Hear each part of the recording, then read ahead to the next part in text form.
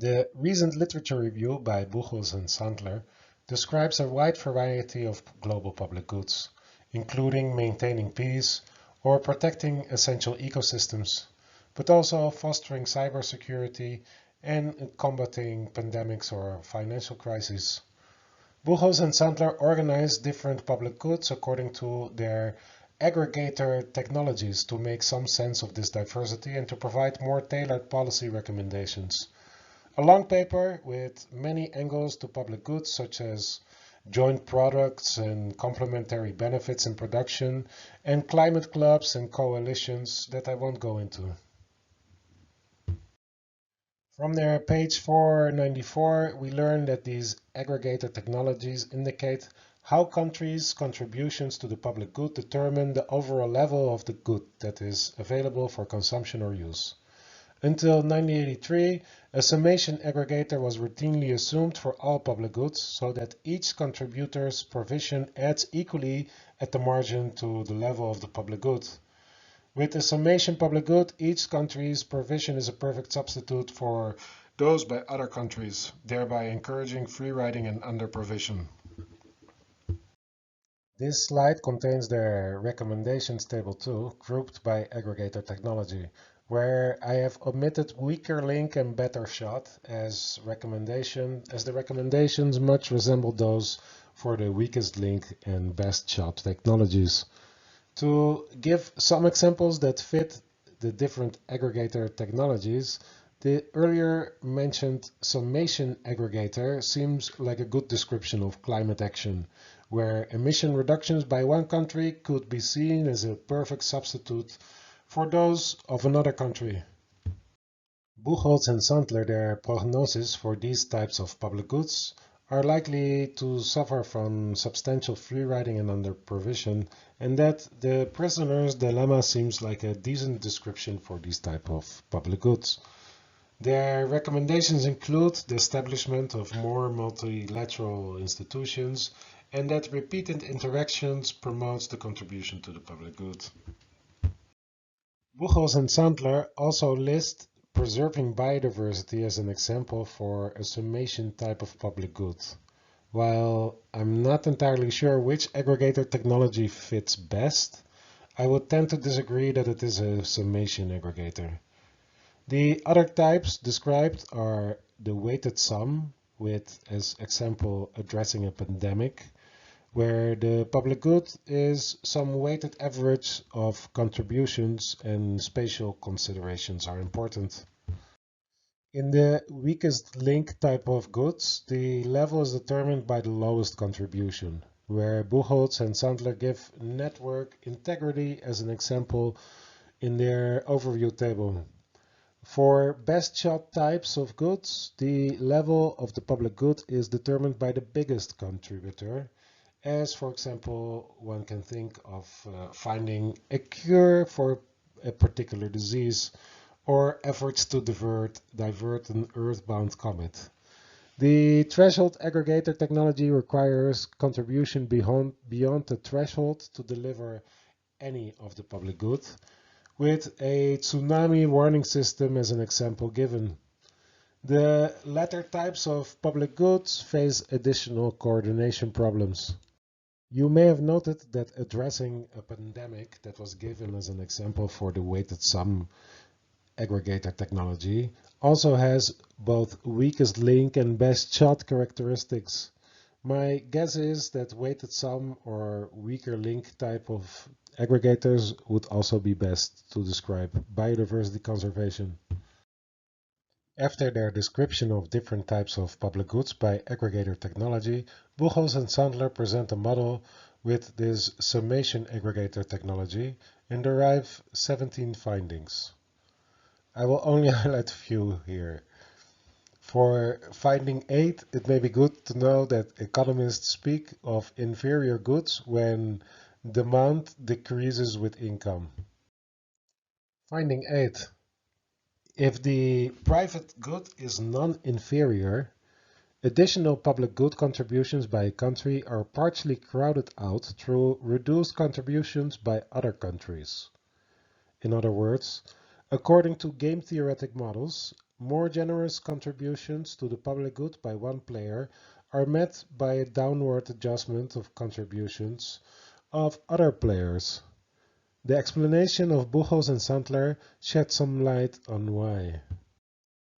The additional public good contribution works like an implicit income transfer to the other contributing countries.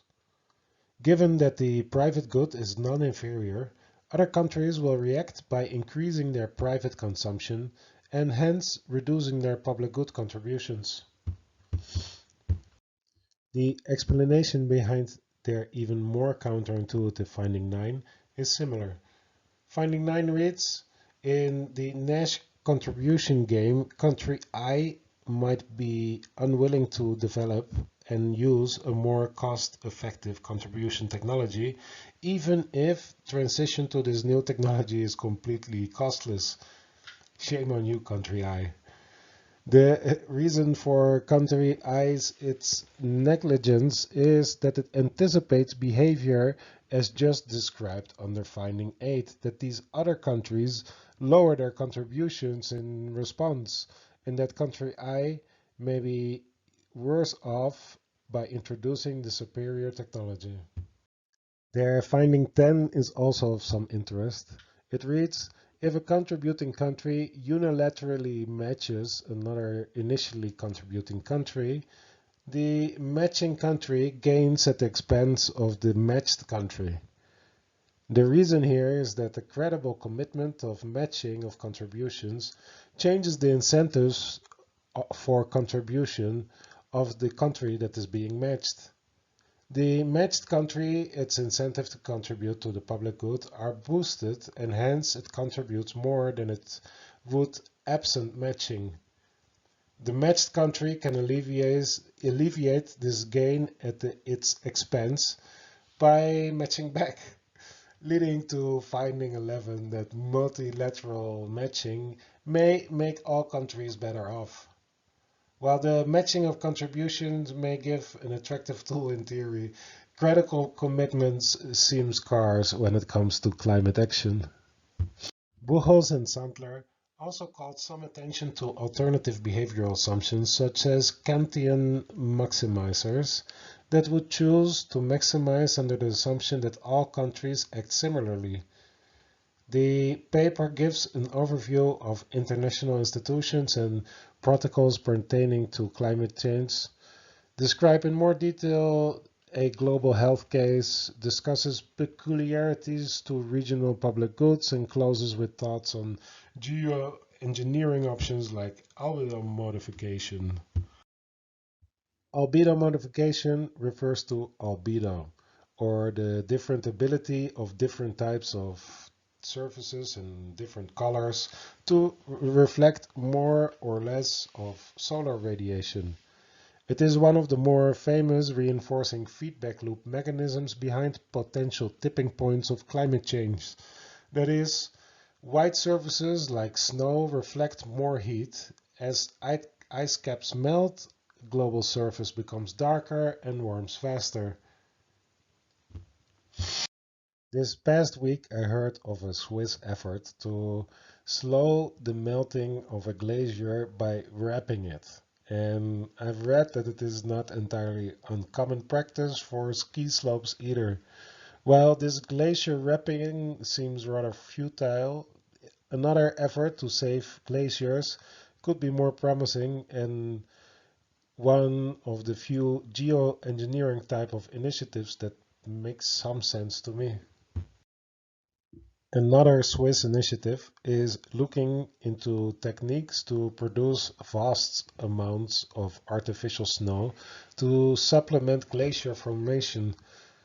These type of giant snow showers are thought to be able to produce about 30 tons of snow per day and are both good as a freshwater storage and beneficial for its albedo.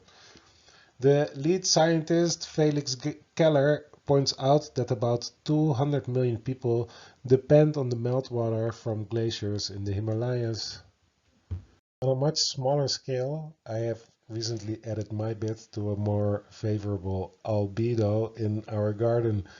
The rocks serve the purpose of protecting our young mango and cinnamon trees from rapid overgrowth as well. Another part of our garden we left undeveloped, and that is now covered with crawling vines, where we see pink and blue flowers from Ipomoea or morning glory. Many of the morning glory species are native to Mexico, but we also see yellow flowers of the invasive alien Momordica balsamina or the wild balsam apple from Africa. I said undeveloped, but well, we first removed a type of grass monoculture. We did nothing for some months, and when we came back, this part of the garden was completely covered with another alien species. When young, the inedible Eurasian and North African squirting cucumber looks a little bit like the edible cucumbers, Cucumis sativus. So we first were a little bit excited, but soon discovered that we should better clean our garden once more. This, between quotation marks, wild part of our garden was more successful for biodiversity the past months. Here we see a hummingbird visiting cat's claw, that is also named tiger's claw because of its seeds. Past week there was some good news for biodiversity in the Netherlands. Experiments with canal bank maintenance show that wider shores that were mowed less often give 60% more plant species and 20% more insect diversity. While apparently more expensive in the short run because it requires more land or something, the lower maintenance costs make up for it in the long run, and these banks are more climate resilient. Flevoland is now looking to expand their pilot to a third of the banks.